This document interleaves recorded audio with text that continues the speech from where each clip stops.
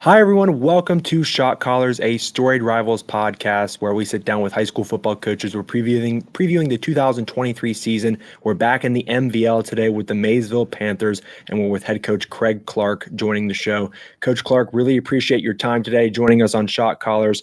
We're almost at week one, man, so it's pretty close. We're almost a week away. I'm sure you and your guys are chomping at the bit to get started and take the field week one. It's always exciting. The best day of the year to me is not Christmas. It's the first day of football season.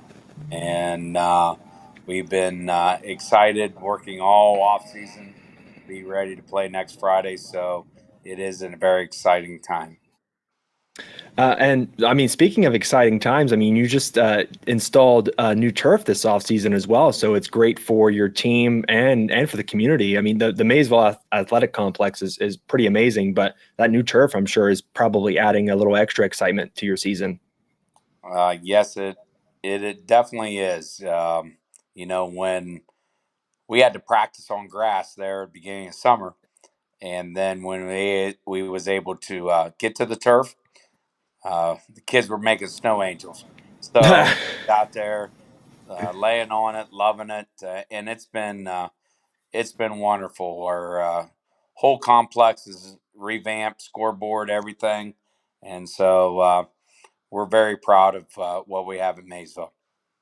Did you make any snow angels when they put the turf in? No, no, the snow angel is not going to. It may not. It may not be big enough for my snow angel, but No.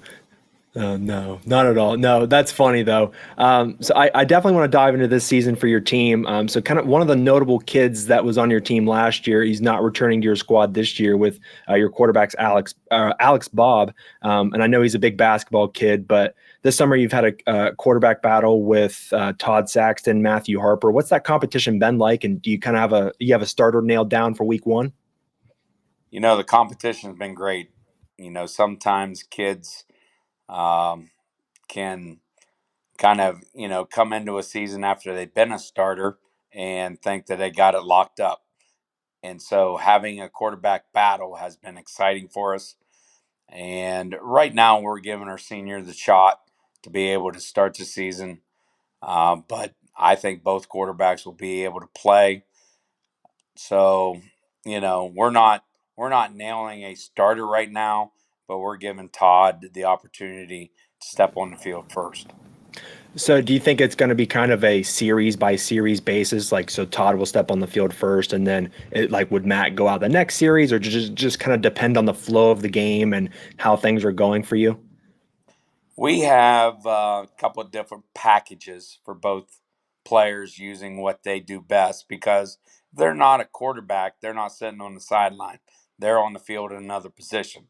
So we have the ability to adjust, because both those young men will be able to play, and they're going to be at the field at the same time.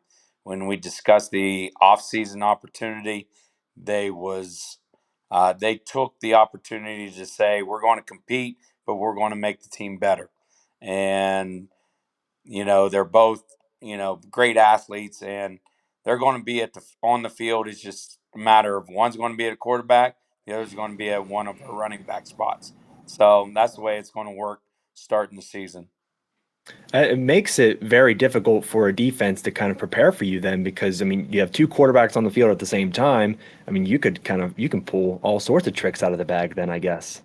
uh, I've been known to pull some tricks out of the bag. So yes, that does give us a little diversity.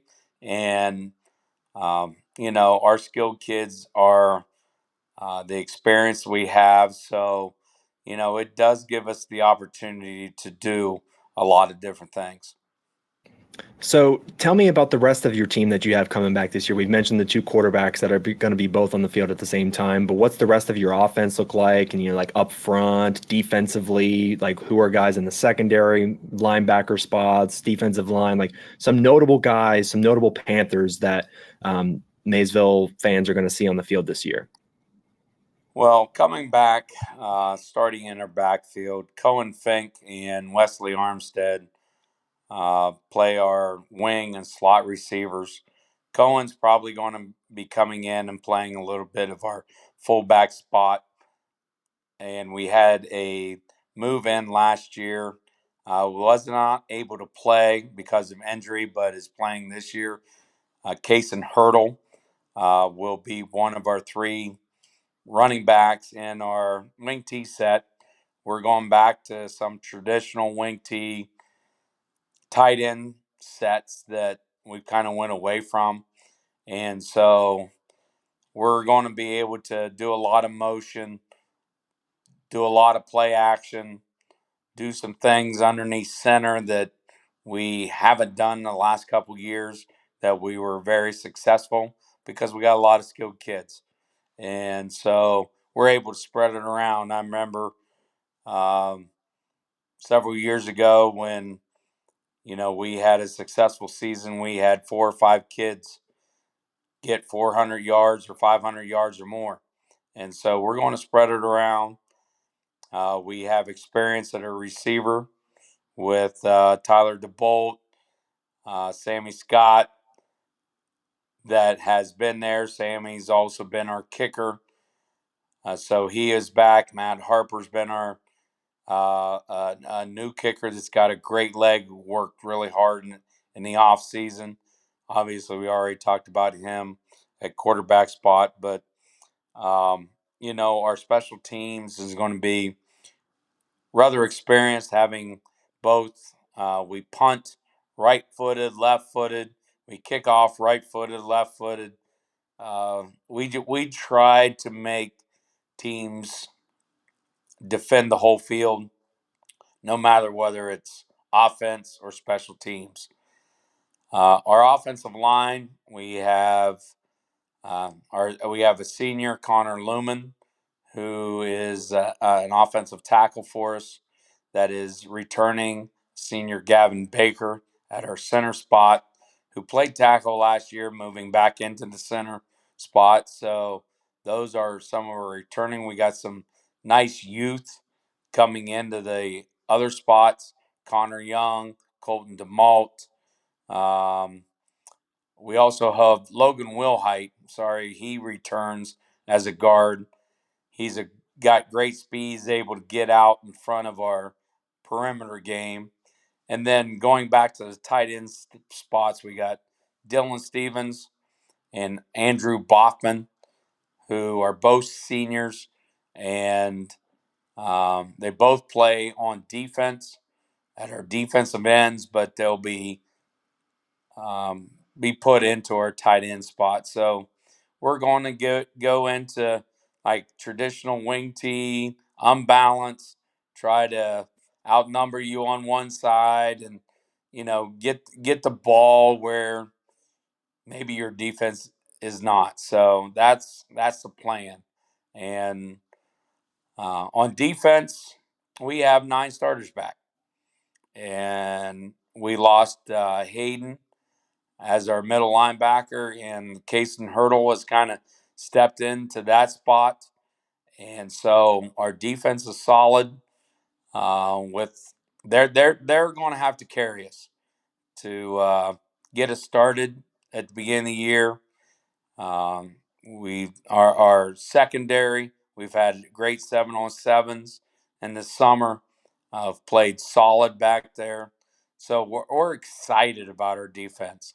They're rallying, they're running to the ball, they're getting after it, and so we're not very big, but we got speed.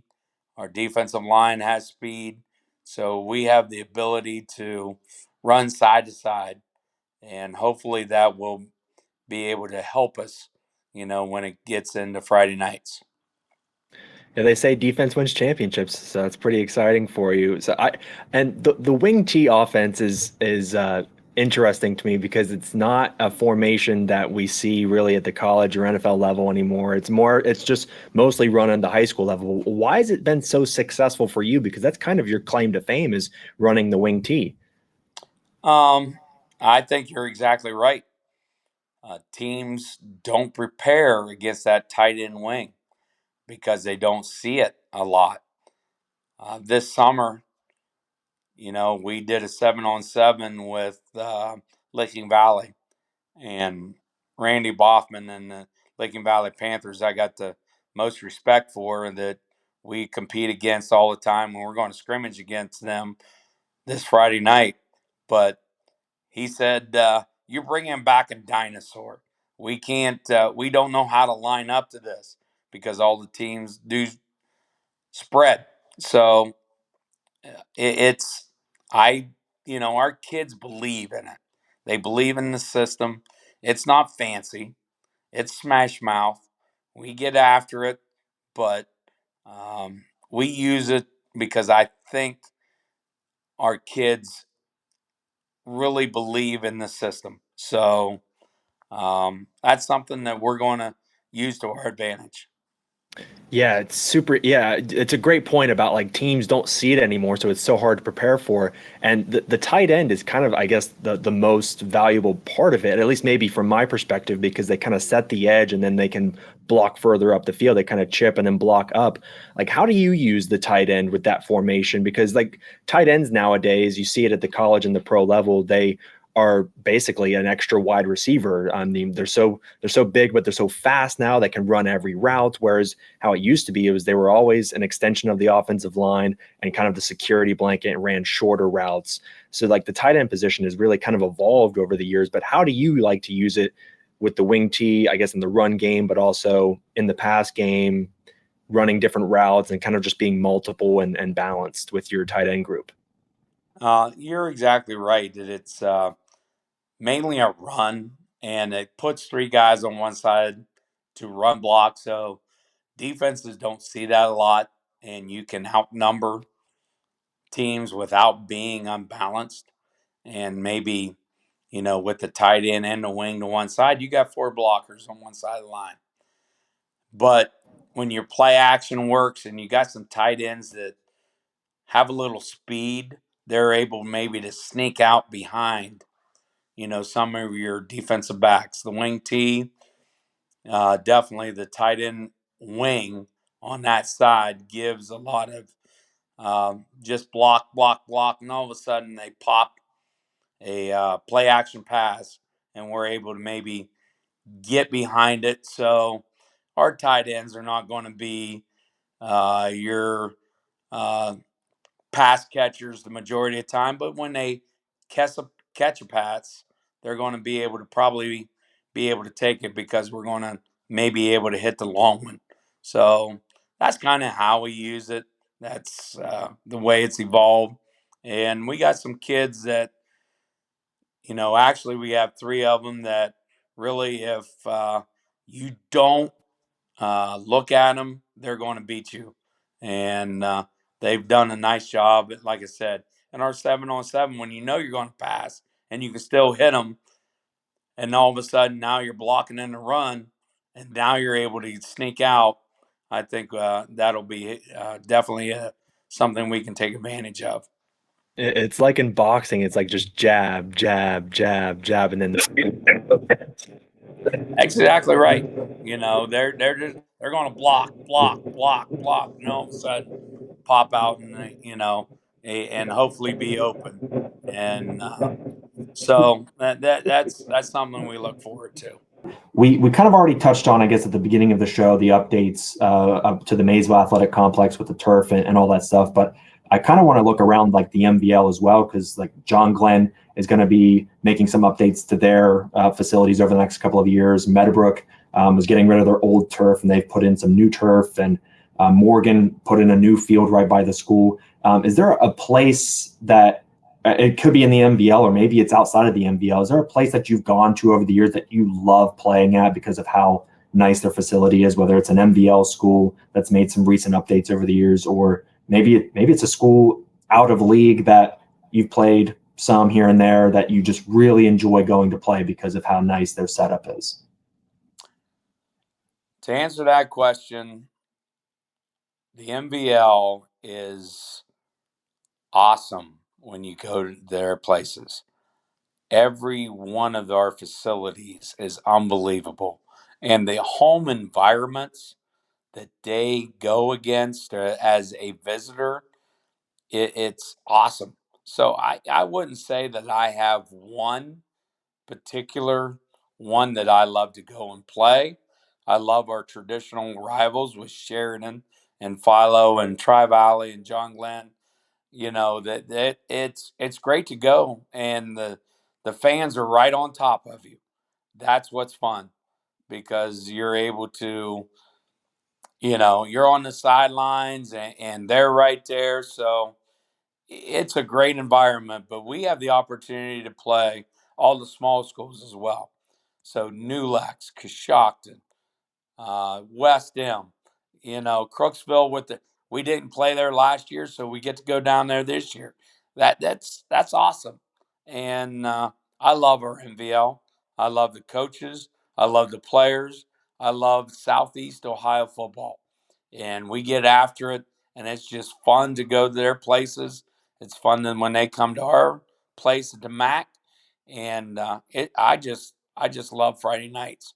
So I can't say there's one that sticks out more than the other, but I think they're all got they got great environments to be able to go compete at. I think on that note, Coach, I think we cut it off there because we both love Friday nights. Friday nights are awesome, and I'm so excited that next week is week one. That's super exciting, and I really appreciate your time joining the show today here on Shot Callers. But you've been so successful for so long, so I'm looking forward to what the Maysville Panthers do this year in 2023. So thanks so much for joining the show, and good luck this year. Thank you, as always. Go Panthers.